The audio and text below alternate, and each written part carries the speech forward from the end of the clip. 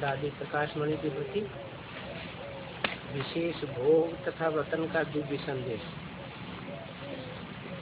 गुलजार दादी के द्वारा।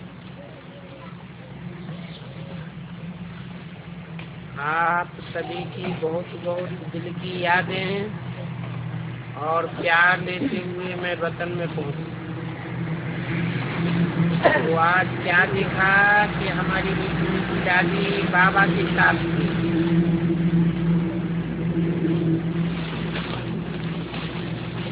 और सामने से दोनों ही हमें दृष्टि दे रहे थे। कौन दोनों? दादी और बाबा। दादी बहुत शक्तिशाली स्वरूप में नजर आ रही थी।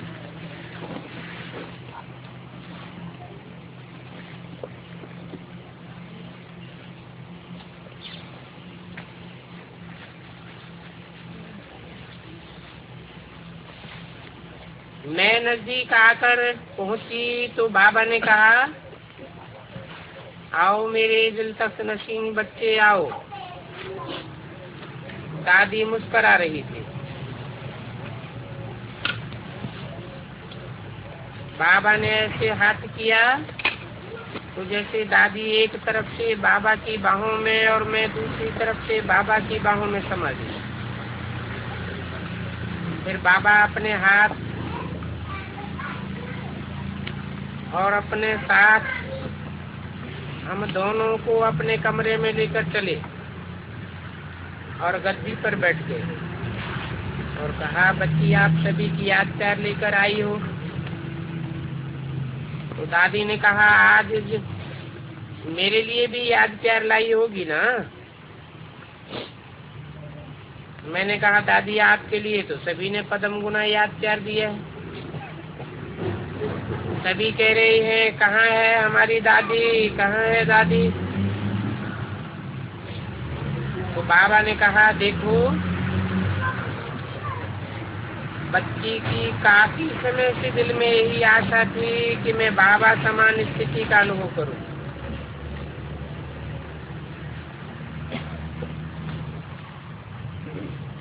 जैसे ब्रह्मा बाबा इस शरीर के बंधन को छोड़कर अव्यक्त हो गए और अव्यक्त रूप से बाबा कितनी सेवाएं कर रहे हैं, ऐसे मेरा भी पाठ ब्रह्मा बाबा के समान हुआ। तो बच्ची की जो अंदर में आशा थी उसको बाबा ने समय अनुसार पूरा किया। तो मैंने कहा, बाबा अभी तो हमको नहीं लगता कि दादी ऐसे अव्यक्त हो जाए। हम सब तो दादी के साथ ही व्यक्त शरीर में होते हुए भी अव्यक्त में सेवा करना चाहते हैं। तो दादी मुस्कुरा रही थी, बोला कुछ नहीं। तो बाबा ने कहा, दादी की यही आशा थी कि जैसे बाबा ने हमको इस फूलधन की मिट्टी, ऐसे ही मुझे ब्रह्मा बाप के समान स्थिति के अनुभव की विल करी। तो बाबा इस बच्ची को सिर्फ बच्ची नहीं कहता, लेकिन ये मेरा 3 तख्त नशीन विशेष बच्चा है। गुरु भाई से भी बड़ा समान बच्चा है। इसलिए बाबा ने बच्चे की दिल की आस रखी। मैंने कहा, बाबा सभी का उलझना यही है कि कम से कम दादी बोल कर तो जाती। तो दादी ने मुस्कुरा कर कहा, ब्रह्मा बाप पूछ करके गया क्या? जैसे ब्रह्मा बाबा आए वैसे मैं भी आ गई। हमने कहा, दादी आप समझती हो हम सब आपको छोड़ेंगे थोड़े ही। तो दादी मुस्कुराई, बाबा जाने मैं जानू, अभी तो मैं बाबा के पास आ गई। बड़े नशे से कह रही थी। उसके बाद बाबा ने समाचार पूछा मैंने कहा बाबा समाचार तो यही है कि भारत के कोने कोने में दादी की याद समाई हुई है।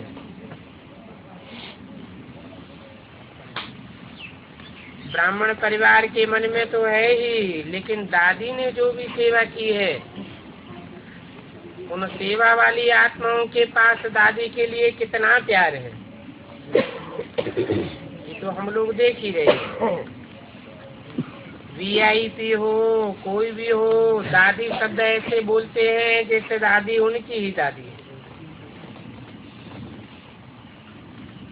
तो बाबा ने कहा ये है दादी का बचपन से लेकर निर्विघ्न निर्विकल्प निर्मल वाणी में रहने का फल।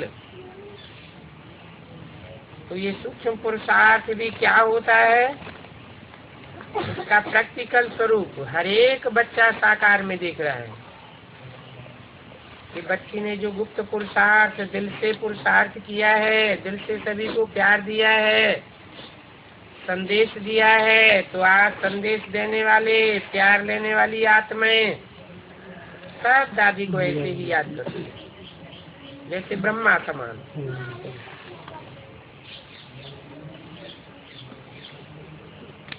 तो ऐसे कहने के बाद मैंने कहा कम से कम दादी आंख तो खोलती ना।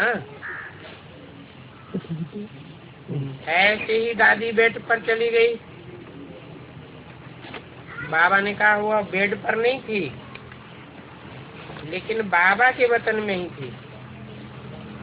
पेशेंट नहीं थी, लेकिन सभी को पेशेंस में रहने की शिक्षा अपने स्वरूप से दे रही।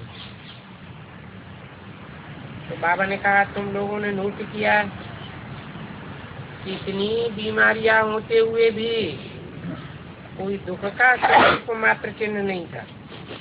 हमने कहा ये तो कमाल, हम सब देखते थे, महसूस करते थे कि दादी को तकलीफ होगी, लेकिन दादी को पूछते थे दादी आपको कुछ हो रहा है, तो दादी कहती थी नहीं। तो बाबा ने कहा ये भी दादी शिक्षा दे रही कि पेशेंट होते हुए भी पेशेंट की स्थिति में रहना क्या होता है। दुख की लहर तो स्वप्न मात्र भी नहीं, क्योंकि बचपन से जब से आई जन्मते ही दादी ने पुरुषार्थ में कोई कमी नहीं की। जैसे आपकी मम्मा कहती थी कि बाबा ने कहा और मैंने किया, ऐसे ही मम्मा बाबा की सहयोगी समान आत्मा भी रही। तो मैंने कहा बाबा ऐसी आत्मा की तो साकार में आवश्यकता है ना। तो बाबा ने कहा अभी देखो बच्ची, एक तरफ ये कहते और दूसरी तरफ दादी ने कर्मातीत अवस्था की धुन लगाई हुई थी। तो बाबा एकदम सहयोगी समान बच्ची की दिल रखेगा या आपकी? हमने कहा हम तो बहुत, दादी तो एक है। तो बाबा आपको बहुतों की दिल रखनी चाहिए। दादी ने कहा मैंने बाबा से एक मांगनी की है। मैंने बाबा से कहा है मुझे कुछ दिन वतन में ही रखो।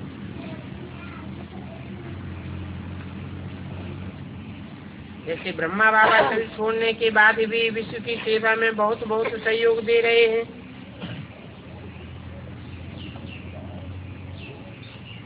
ऐसे मैं भी ब्रह्मा बाबा की सामान्य अगत रूप में सेवा क्या होती है वो अनुभव करना चाहती हूँ। तो बाबा ने कहा मैं मुरब्बी बच्चे के दिल की बात को पूरा न करूं ये तो नहीं हो सकता। पहले बच्ची, क्योंकि ये बच्ची सदा निर्विघ्न सदा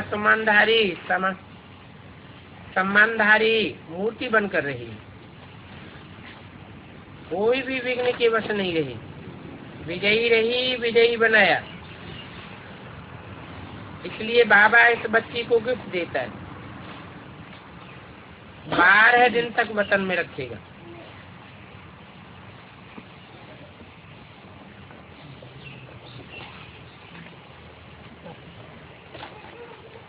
मैंने कहा फिर क्या होगा? तो बाबा ने कहा तुम देखना चाहती हो? इतने में क्या देखा? एडवांस पार्टी के 10 12 मुख्य मर्ज हो गए।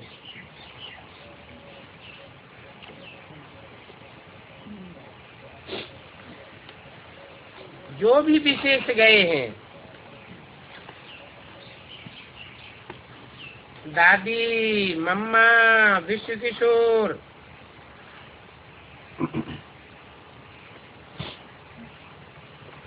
वो सब दादी को ऐसे चिपक गए। कोई कुछ कपड़े पकड़े, कोई ने कुछ पकड़ा, कोई कहने लगे दादी हमारी है, दादी हमारी है। हमने कहा ये तो नारा लगाने लगे।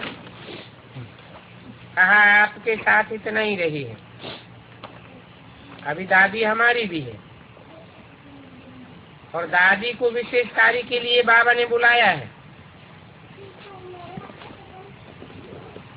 तो दादी ने कहा मुझे इतना अच्छा लग रहा है वतन में, मैं सब कुछ देख रही हूँ। जहाँ जाना चाहूँ, जिस सेंटर पर जाना चाहूँ, सेकंड में पहुँच सकती हूँ। और सबका चार्ट बाबा मुझे दिखाई रहा है।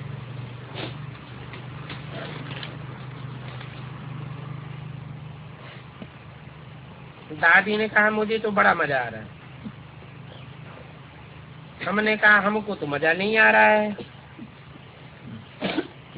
दादी के कमरे में जाने से लगता है खाली खाली, रिमझिम वाला स्थान ही खाली खाली हो गया।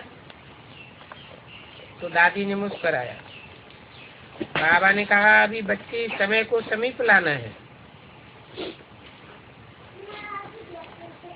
बहुत दुख भ्रष्टाचार आती में जा रहा है, और बच्चे जो हैं वो अभी भी छोटी छोटी बातों में जैसे कोई गुड़ियों का खेल कर रहे हो, ऐसे छोटी छोटी बातों में समय लगा रहे हैं। अभी भी अपना शक्ति रूप प्रैक्टिकल में लाने का सोचते हैं, लेकिन कर नहीं पा रहे हैं।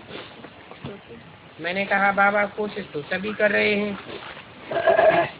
बाबा ने कहा कोशिश कर रहे हैं, मैं भी बच्चों की मेहनत देख नहीं सकता। तो दादी ने क्या किया, दीदी दादी को ऐसे हाथ में लेकर बोली, दादी हमारी सखी है ना, तो हमारे को भी साथ देगी ना।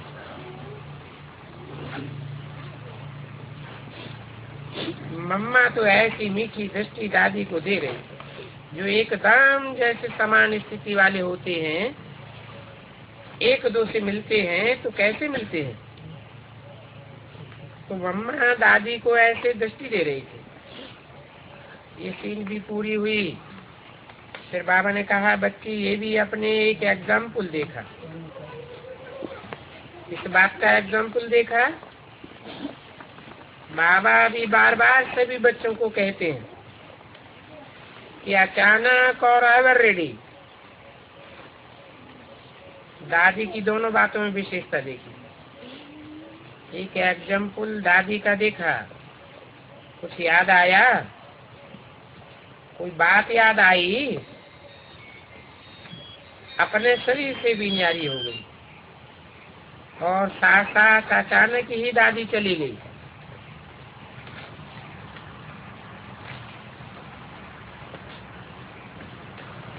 तो ये भी ड्रामा में बच्चों के लिए दादी का एक दृष्टांत है। जो बाबा ने कहा था अचानक होना है और एवर रेडी रहना है, तो दादी ने सभी को ये पाठ पढ़ाया है कि सभी का अगर दादी से प्यार है तो सभी को एवर रेडी माना बाप समान बनना है। देवान से न्यारे कर्मातीत, यानी कर्म करते भी न्यारे और प्यारे रहना है। तो दादी ने भी कहा कि जैसे ब्रह्मा बाबा कहते हैं बाप की जो भी शिक्षाएं मिली है, पालना मिली है, उसका साकार स्थिति में रिस्पॉन्ड दो, संकल्प में रिस्पॉन्ड दो, वाणी में रिस्पॉन्ड दो, कर्मयोगी स्थिति में रिस्पॉन्ड दो। मेरी तरफ से सभी इन बहनों और भाइयों को कहना कि अगर मेरे से प्यार है तो प्यार की मैं यही निशानी देखना चाहती। जैसे ब्रह्मा बाबा कहता है प्यार की निशानी बाप समान बनो, अरे ऐसे ऐसे आप भी कहते हो। दादी से बहुत प्यार है तो दादी भी जो शब्द बोलना चाहती है। दादी ने कहा है जैसे मैंने बाबा को फॉलो करके समाज में रह करके छोटे बड़े को सम्मान दिया, दुआएं ली, आज दुआओं का इनाम बाबा मुझे दे रहे हैं। तो आप सभी भी ये दो शब्द सपने में नहीं भूलना कि समाज में रहना और हर छोटे बड़े को सम्मान दे करके खुद भी परिवर्तन होना और औरों को भी परिवर्तन करना। ये मेरी तरफ से सभी मेरी सखियों को, मेरे भाइयों को संदेश देना।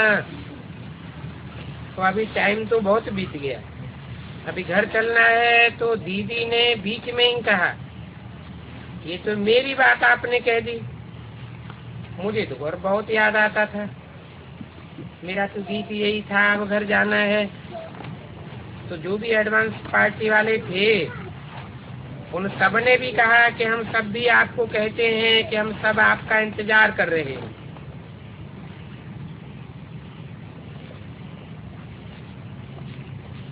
मुक्ति धाम का गेट भी आप सबका इंतजार कर रहा है, इसलिए दुआएं लो और यही सहज पुरुषार्थ करके अभी जल्दी जल्दी वतन में आ जाओ। ऐसे सभी ने याद दी। फिर बाबा ने कहा कि आपको पता है दादी जब आई तब क्या हुआ? तो बाबा ने दादी को कहा कि आप इन्हें बताओ। तो दादी ने कहा बाबा आप ही सुनाओ। बाबा ने कहा जब दादी वतन में पहुंची तो प्रकृति के पांचों ही तत्वों ने सूक्ष्म स्वरूप से दादी का स्वागत किया।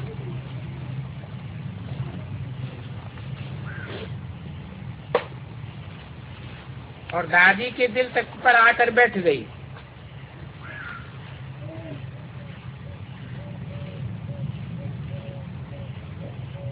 कौन बैठ गई?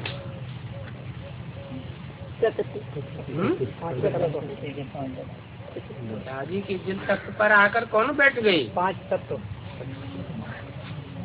तत्वों का संघात जो प्रकृति कही जाती है, प्रकृति ने दादी का स्वागत किया। कहाँ स्वागत किया?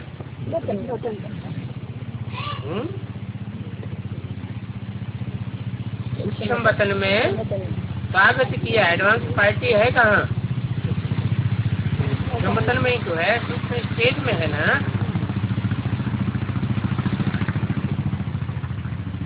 तो बाबा ने कहा प्रकृति ने क्यों स्वागत किया? क्योंकि दादी की अंतिम स्टेज प्रकृति जीत, माया जीत थी। तो प्रकृति ने भी स्वागत किया और बाबा ने भी नयनों में स्वागत किया। फिर तो एडवांस पार्टी वाले सब मर्ज हो गए और बाबा ने यहाँ दादी जानकी और सब दादियों को, मोहिनी, मुन्नी और कुछ भाइयों को इमर्ज किया।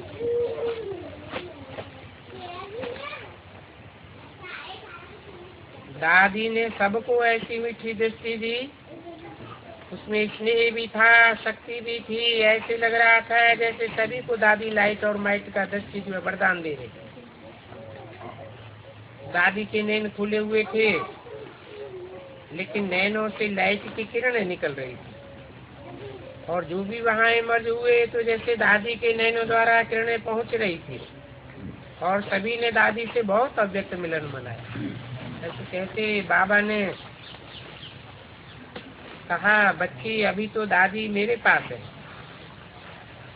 आप सभी भी अव्यक्त स्थिति में दादी से वतन में मिलते रहना,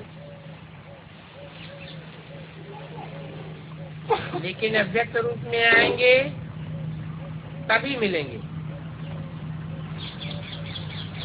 अगर दादी से प्यार है तो अव्यक्त रूप में दादी से रोज मिल सकते हैं। यहाँ तो जितने चाहे उतने आ सकते हैं। ऐसी दादी ने भी याद की और कहा बस मेरे ये 2 शब्द याद रखना, समान और सम्मान। ऐसे कहते बाबा ने हमको छुट्टी दी। मैंने कहा दादी आपको मुन्नी और मोहिनी बहुत याद दे रही है, उन्हों के नैन भर आते हैं। तो दादी ने कहा मेरे से मिलने रोज वतन में आ जाना। ऐसे कहते दादी ने सबको दस्ती दी और कहा मेरी तरफ से सबको बहुत बहुत समान बनने की दुआ देना, फिर तुम्हें साकार वतन में आ गए। ओम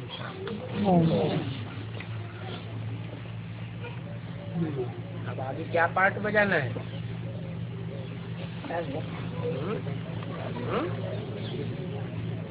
इंस्पिरेटिंग पार्टी क्या पार्ट बजाए?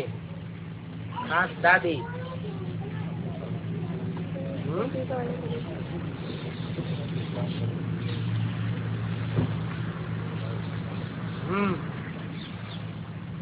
भी उनके ग्रुप की एडवांस पार्टी की आत्माएं हैं उनको इंस्पिरेट करेंगी।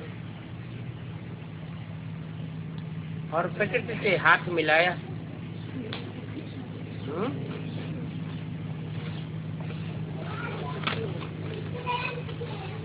5 विकार और 5 तत्व, ये 10 जो हैं जब मिलकर के आक्रमण करते हैं तो बहुत बवंडर हो जाता है।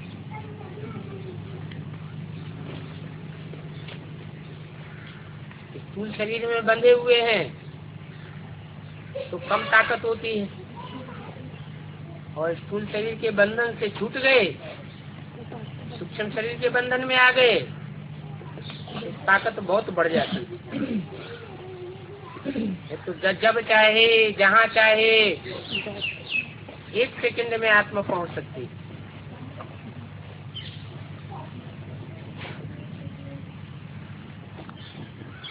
समय का बंधन नहीं, स्थान का बंधन नहीं,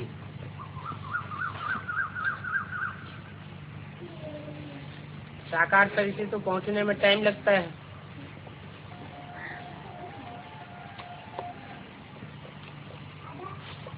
व्यक्तियों का मेल भी नहीं हो पाता जल्दी, समय का भी अंतराल पड़ जाता है। उन सब अंतरालों से छूट करके आत्मा इतनी स्वतंत्र है।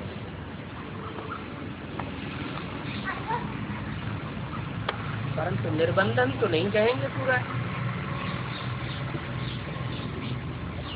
सूक्ष्म शरीर का बंधन तो है।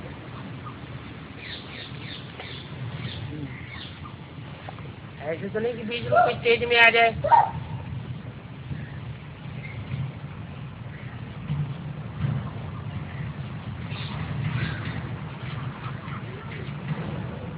तो अभी एडवांस की विशेष आत्माएं थी, सब इकट्ठी हो गई।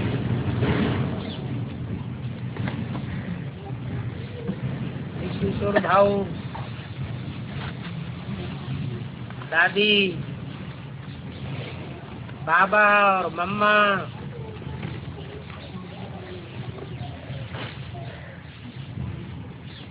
जगदीश भाई, दीदी, मनमोहिनी और चंद्रमणि दादी,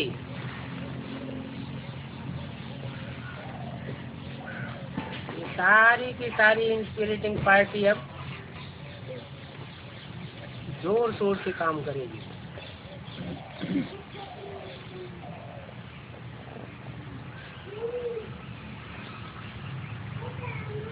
प्रकृति के 5 तत्व,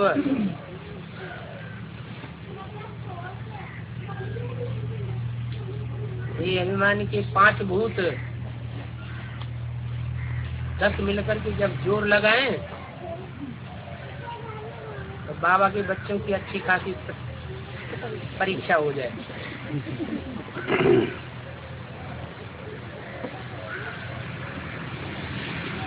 फिर पता चले कौन कितने डट के रह सकते हैं, कितने अनित्य बुद्धि रूपी मृत्यु को प्राप्त होते हैं और कितने अंत तक नित्य बुद्धि होकर के रहते हैं। अभी ये महाभारत युद्ध सामने खड़ा है।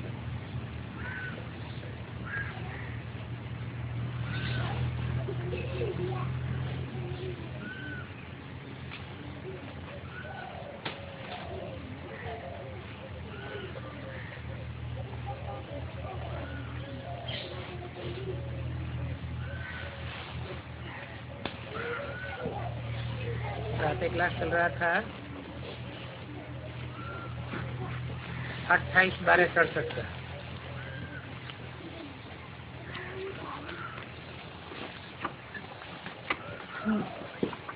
पहले तो उनके मध्याह्न में बात चल रही थी।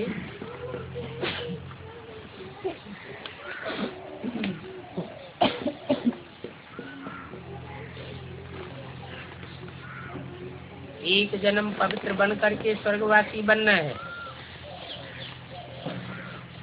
कोई मरते हैं तो कहते हैं कि फलाना स्वर्गवासी हुआ,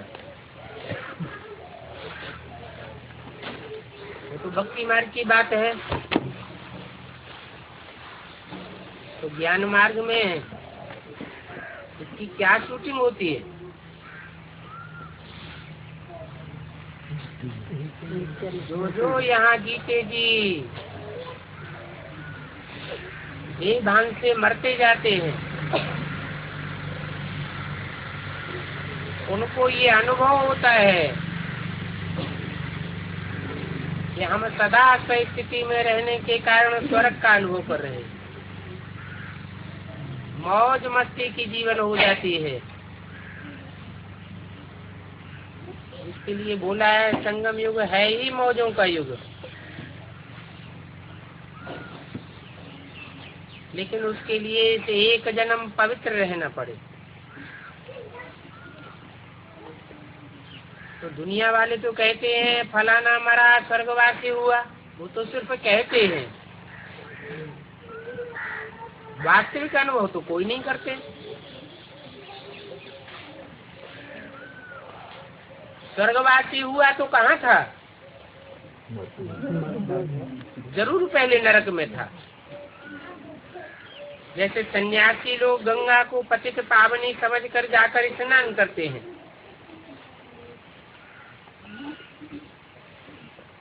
तो इससे क्या साबित होता है? जाकर के पतित पावनी गंगा में स्नान करते हैं तो किस लिए करते हैं? पतित से पावन बनने के लिए। तो पतित ठहरे या पावन ठहरे? जरूर कहेंगे पतित है।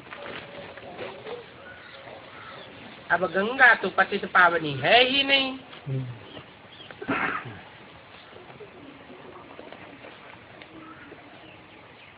पतित पावनी कौन हो सकता है? राम। जिसके ऊपर पतित पने का कोई भी लेप छेप न लगे। और गंगा तो पानी अब ऐसा हो गया, बहुत गंदला हो गया। तो लेप छेप लगा ना। जिसके ऊपर खुद ही संग के रंग का लेप छेप लग जाए तो दूसरों को पतित से पावन कैसे बनावेगा?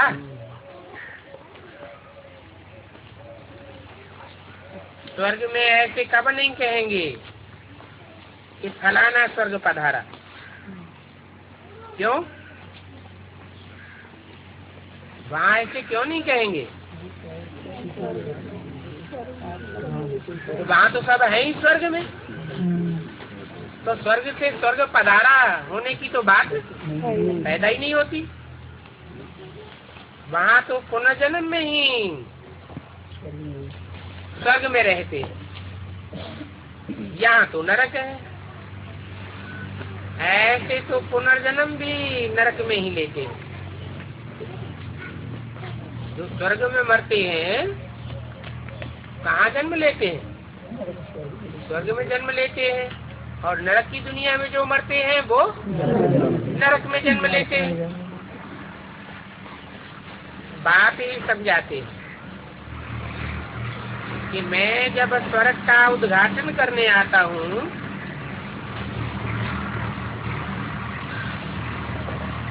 तो ग्रंथ में भी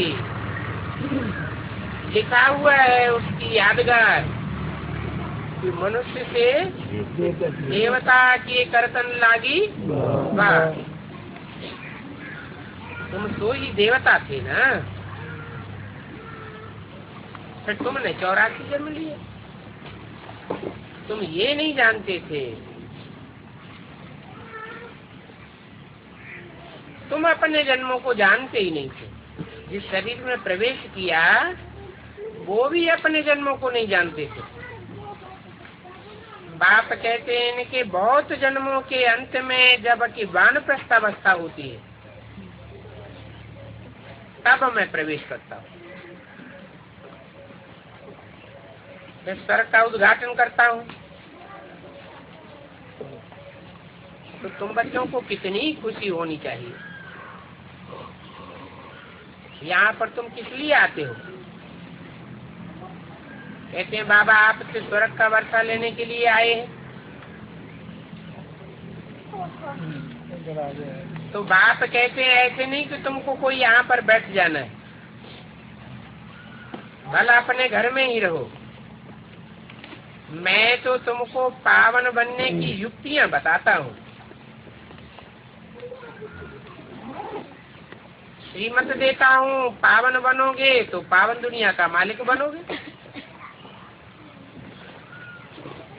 तुम्हारी लड़ाई तो माया के साथ है। वो लोग दशहरा मनाते हैं,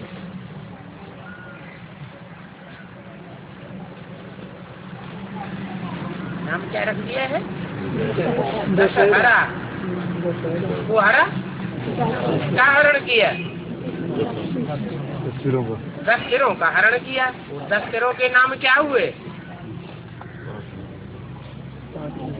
रूप है 10 सिरों का तो नाम भी होगा। चित्र है तो कोई चरित्र बजाने वाले भी होंगे। तो 10 का नाम क्या हुआ? नहीं, 10 का इकट्ठा नाम रावण, लेकिन एक एक सिर का नाम क्या हुआ? काम, क्रोध, लोभ, मोह, अहंकार, 5 विकार। और पृथ्वी, जल, वायु, अग्नि, आकाश, 10 पंचमहाभूत।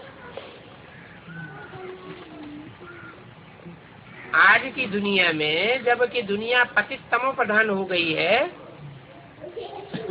तो विकार भी तामसी रूप धारण कर चुके और प्रकृति भी तामसी बन चुकी है।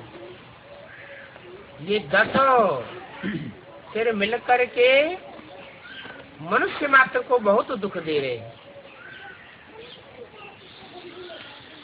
तो तुम्हारी लड़ाई इस रावण के साथ है। रावण को मार करके फिर उनकी लंका को लूटने जाते हैं।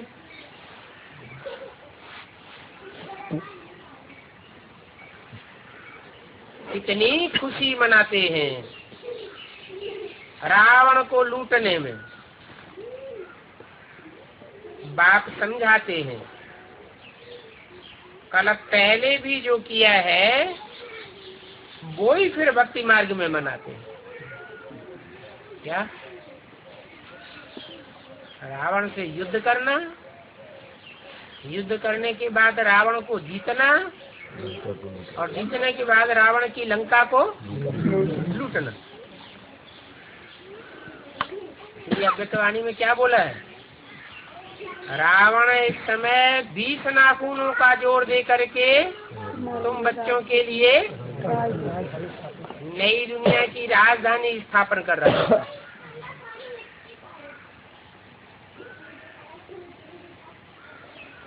स्वर्ग में तो भक्ति की बात ही नहीं होती,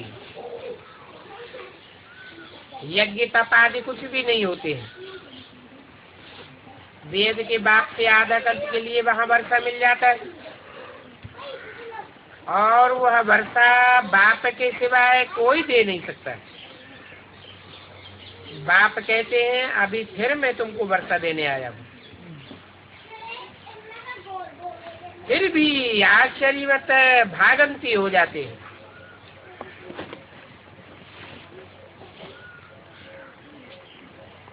क्या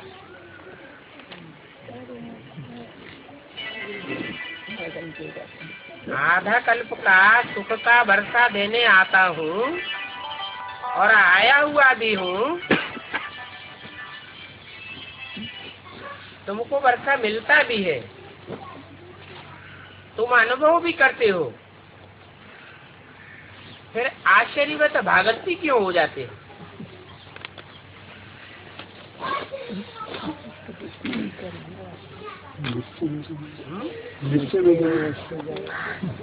माया का वायलोरा उनके ऊपर पड़ जाता है। ये भी यज्ञ में विघ्न पड़ते हैं। कोई अनिश्चय बुद्धि होकर के चले जाते हैं तो क्या विघ्न पड़ गया?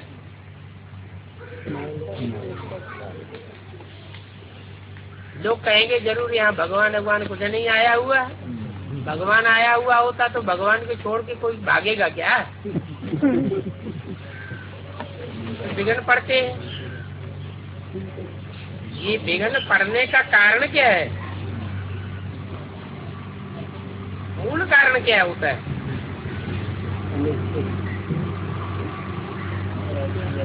विघ्न क्यों पड़ते हैं यज्ञ में? पवित्रता के कारण विघ्न पड़ते हैं।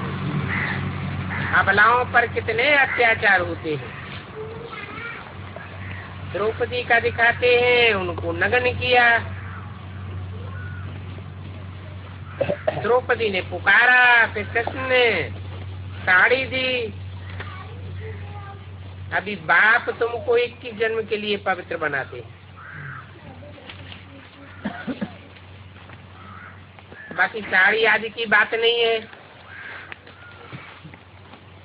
साड़ी तो जैसे शरीर रूपी वस्त्र है।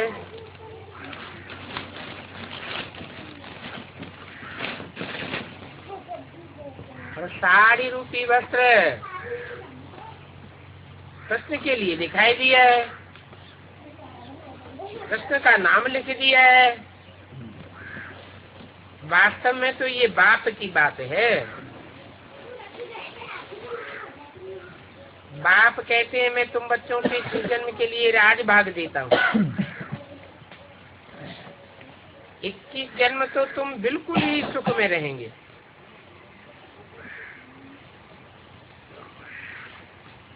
फिर रावण राज्य शुरू होता है।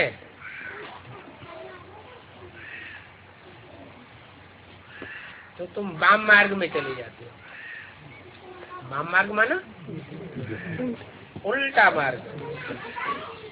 बाप जो अभी श्रीमत दे रहे हैं सीधे मार्ग पर चलने की, वो सीधा मार्ग छोड़ करके जो उल्टा मार्ग आकर के देहधारी धर्म गुरु धर्म पिताएं आकर बताते हैं, तुम उनके प्रभाव में आ जाते हो।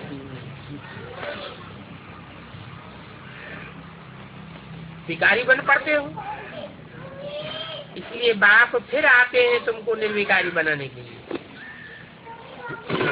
अभी तुम तो जानते हो कि हम जाते हैं गोल्डन एज वर्ल्ड में। भारत सोने की चिड़िया थी, ऐसा लोग कहते हैं ना।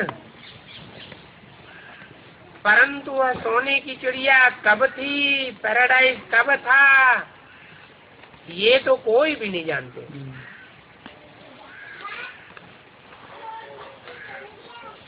कोई को पता नहीं है। 28/12/67 की वाणी का दूसरा पेज। कल्प की आयु लाखों वर्ष लिख दिए तो मनुष्य बेचारे घोर अंधियारे में पड़े हुए। अभी तक समझते हैं कलयुग छोटा बच्चा है। और तुम तो जानते हो कितना बारूद बनाए रखा है दुनिया को भस्म करने के लिए। विनाश तो सामने खड़ा है। अभी बाप कहते हैं देही अभिमानी बनो, और एक को याद करो।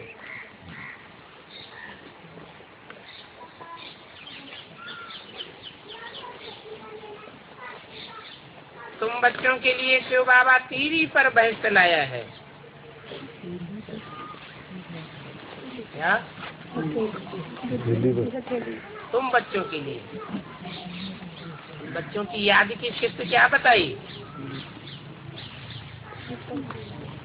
जिनके लिए टीवी पर बहस आएगी, अनुभव करेंगे। हथेली पर स्वर्ग रखा हुआ है, जैसे हथेली को कोई चीज सामने रखी हो तो पक्का हो जाता है। तो उनकी याद की विशेष अवस्था क्या बताई? यही अभिमानी बनो, एक को याद करो। तुम बच्चों के लिए शिव बाबा टीवी पर बहस लाया। क्या खासियत होगी याद की? एक को याद, एक शिव बाबा दूसरा न कोई। तुम्हारे लिए टीवी पर बहस है, तुम्हारी बुद्धि रूपी हथेली में तुम्हें स्वर्ग सामने दिखाई देगा, उनको दिखाई नहीं देगा।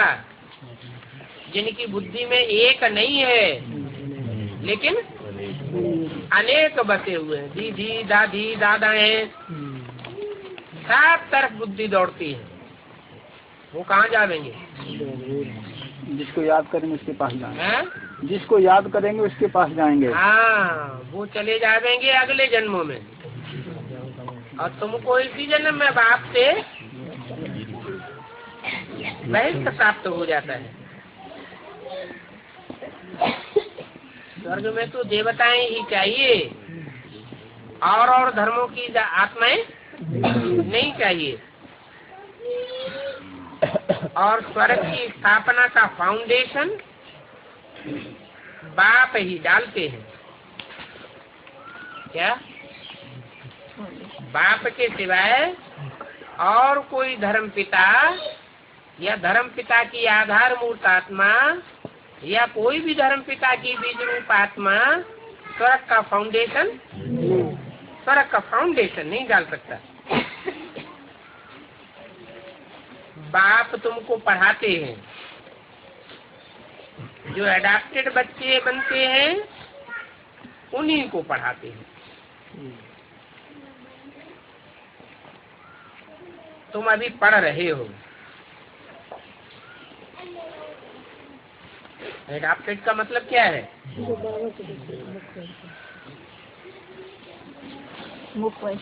एडाप्ट माने क्या? स्वीकार करना। तो बाप तुम बच्चों को स्वीकार करते हैं।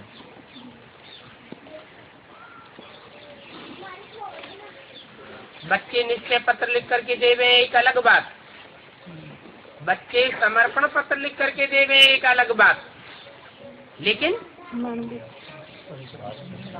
बाप तुम बच्चों को स्वीकार करते हैं। तुम एडाप्टेड बच्चे बनते हो, उन्हीं को पढ़ाते हैं। और तुम अभी पढ़ रहे हो,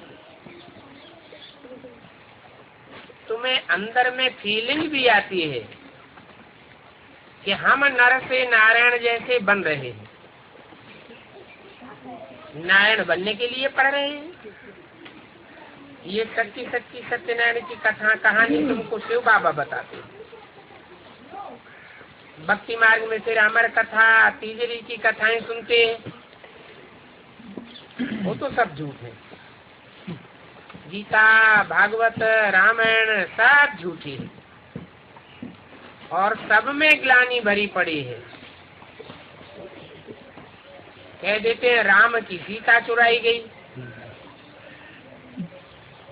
अब वहाँ स्वर्ग में ऐसी अधर्म की बातें कैसे हो सकती हैं?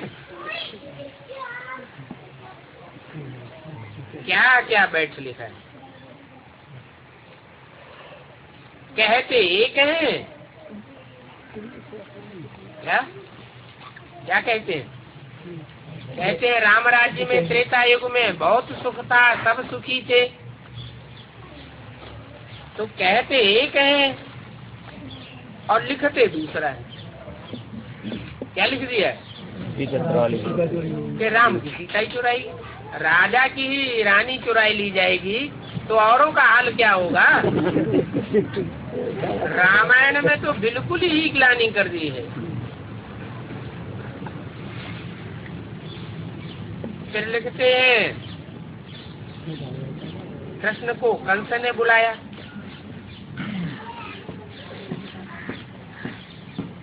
8वें गर्भ से पैदा बच्चा हुआ कृष्ण। अब ऐसी बातें हो सकती हैं क्या? सतयुग में 8 बच्चे पैदा करते हैं क्या? वो तो बात हो नहीं सकती। माना फिर क्या बात हो सकती है?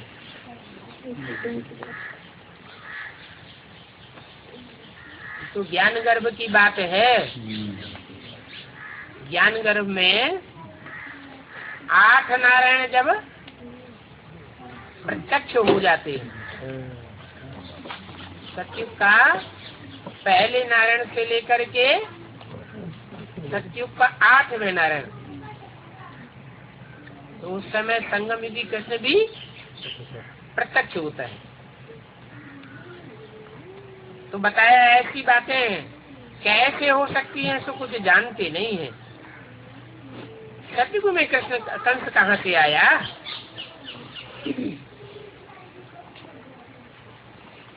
और 8वां गर्भ भी कहाँ से आवेगा? मनुष्य तो बातें सुनकर के वाह वाह करते हैं, जो भी सुनाओ तो कहते हैं सत्य। अब बाप कहते हैं ये भक्ति मार्ग दुर्गति मार्ग है, रुंग के पानी मिसल है, डूबते ही जाते हैं और दुब्बड़ में फंसते जाते हैं।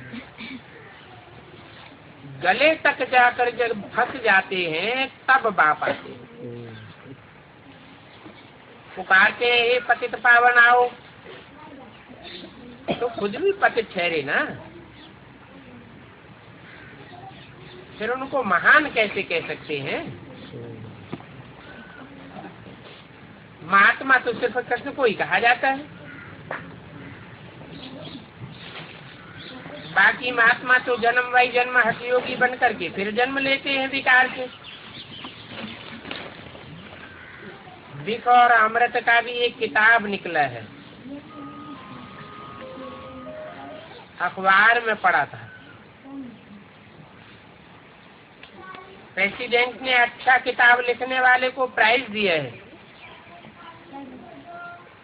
बहुत खर्चा करते हैं।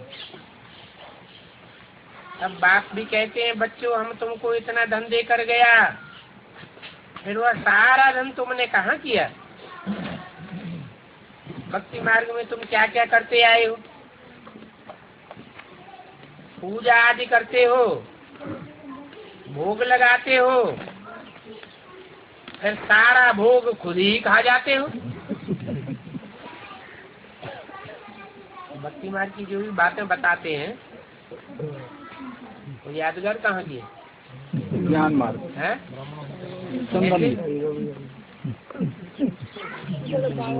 को बाबा को भोग लगाते हैं। संगम युग में जब भगवान बाप आते हैं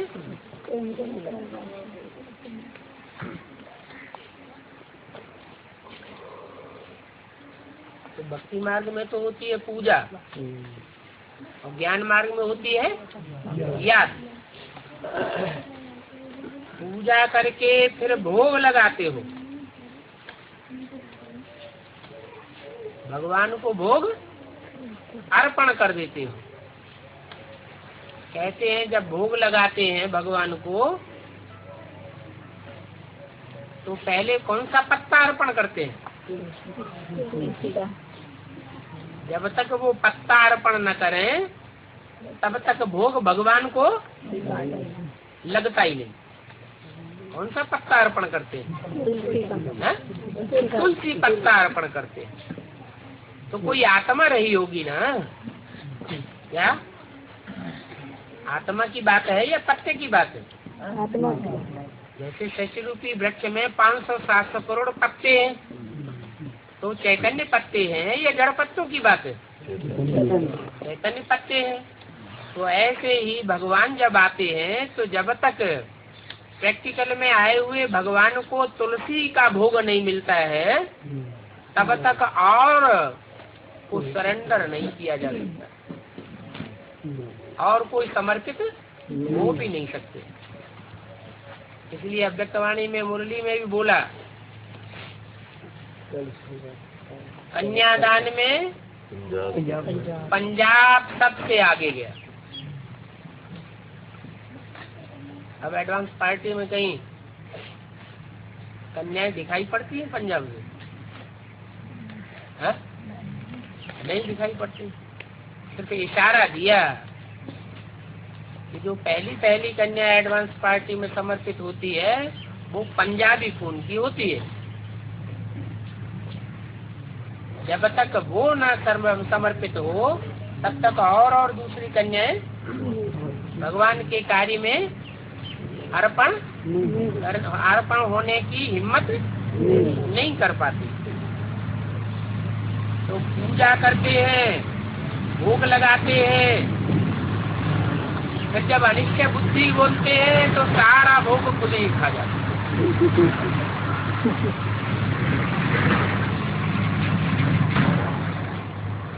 क्या मतलब हुआ?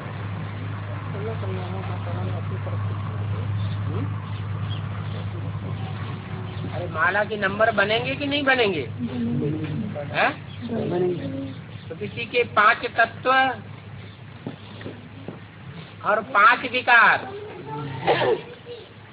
ये कोई चैतन्य रूप धारी होते हैं या सिर्फ हवा की बातें हैं? कोई चैतन्य रूप धारी है, वो विकराल रूप धारण करते हैं तो सारे के सारे ब्राह्मण अनिश्चय बुद्धि बन पड़ते हैं नंबर बार। जब अनिश्चय बुद्धि बनते हैं तो विषय सागर में गोते खाते हैं। निश्चय बुद्धि बनते हैं तो पवित्र बनते हैं। निश्चय बुद्धि बनेंगे तो भगवान को भोग अर्पण करेंगे। बुद्धि अपनी पवित्र बनेंगे और अनिश्चय बुद्धि बनेंगे तो भोग सारा खुद ही खा जाएंगे। भगवान के मुख में लगाते हैं एक चुटकी और सारा खा जाते हैं खुद। देवियों को क्या खिलाते हो?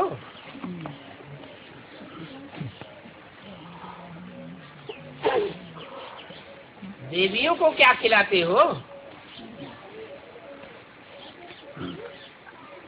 और भगवान बाप क्या खावेंगे?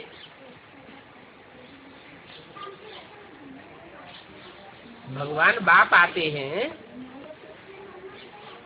तो वो भोगता है या भोगता है? वो तो अभोक्ता है, लेकिन ज्ञान न होने के कारण अभोक्ता को भी क्या समझ लेते हैं? ये भी हमारी तरह भोक्ता होगा, भोगी होगा।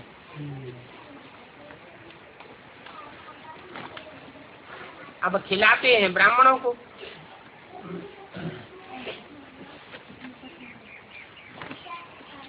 भगवान को अर्पण करते हैं, खिलाते किसको है? ब्राह्मणों को। हप हप करके ब्राह्मण खा जाते हैं और सामग्री भी सारी ब्राह्मण ही ले जाते हैं। देवियों को सजाए करके पूजा आदि करके फिर डुबो देते हैं।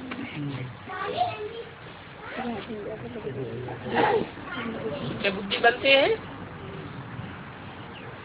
तो जो समर्पित कन्याएं माताएं हैं उनकी पूजा करेंगे।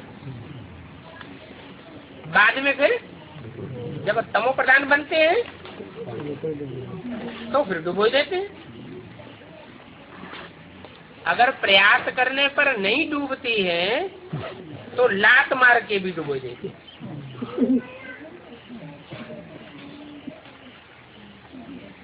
महाराष्ट्र में गणेश पर कितना खर्चा करते हैं?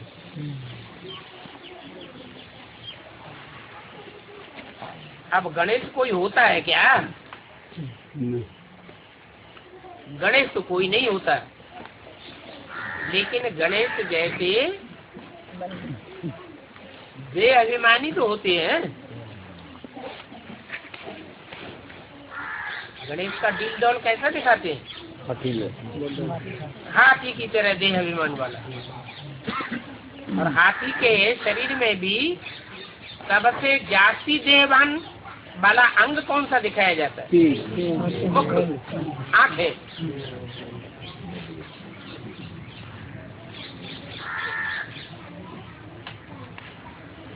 तो ये सब भक्ति मार्ग में ड्रामा में नूद है।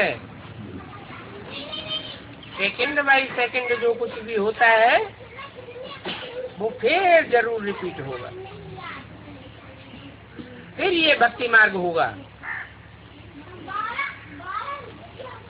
परंतु ड्रामा ऐसा वंडरफुल है कि एक दिन का भी पार्ट, एक मनुष्य का भी पार्ट दूसरे दिन से अथवा दूसरे मनुष्य से मिल नहीं सकता। फिर भी जो दिन पास हुआ, जो मनुष्य का पार्ट बजा, वो फिर 5-4 वर्ष बाद फिर रिपीट होता है। तो तुम बच्चों को कितनी खुशी होनी चाहिए। ओ